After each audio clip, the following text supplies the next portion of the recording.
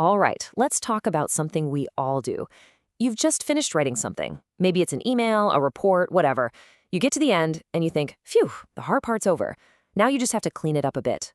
But what if I told you the most important work hasn't even started yet? Today, we're going to dig into what rewriting really is. So let's start here. You've poured all your ideas out, you've hit that final period, and the natural next step, of course, is to revise. But I want you to stop and think for a second. What does that word, revise, actually mean to you? Like, what's your go-to move when you start that process? For most of us, it probably looks a lot like this, right? You run spell check, you fix a few commas, maybe you open up a thesaurus and swap a boring word for a fancier one. You're just polishing, making it all sound better. And then you hit send. Job done. But what if that whole checklist isn't actually revision? What if we've been calling it the wrong thing this whole time? See, experts call that proofreading. And it's important, for sure, but it's just the tip of the iceberg. The real game-changing work is happening way down below the surface. And that's where things get interesting. To really get this, we've got to go back to this landmark study by Nancy Summers. It totally blew the lid off how we think about the writing process because she didn't just ask writers what they did, she watched them do it. The setup was super simple, but brilliant. Summers got two totally different groups of people together. First, 20 college students who were, still figuring out how to write well, and then 20 seasoned pros. We're talking journalists, editors, academics, people who write for a living. And she gave them all the exact same job. Write something, then revise it. But here's the genius part. She had them talk through their changes to explain why they did what they did. And that little peek inside their heads, it revealed a massive, massive difference between the two groups. And we're not talking about a small gap here. It was like a giant canyon, a huge divide in how they even thought about the purpose of rewriting. It turns out they had two completely different philosophies hiding behind that one little word, revision. And this is it. This is the heart of the whole thing. For the students, revision was all about fixing mistakes that were already there. It was a cleanup job.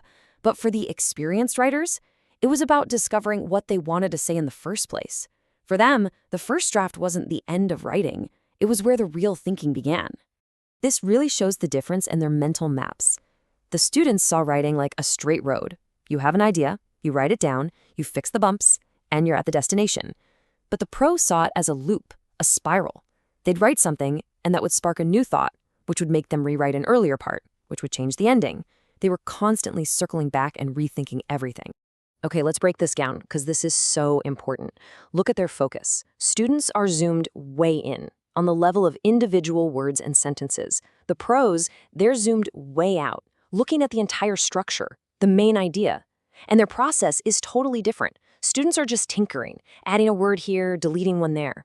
The pros are willing to take a bulldozer to the whole thing, moving huge sections around.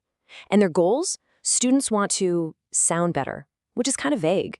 Pros want coherence. They want the whole thing to lock together and make perfect sense. I mean, this quote from one of the students in the study just says it all, doesn't it? I'm just rewording things to sound better.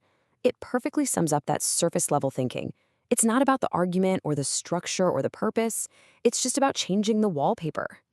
Okay, so we see the problem. We see these two completely different worlds. So the real question is, how do we get from one side to the other?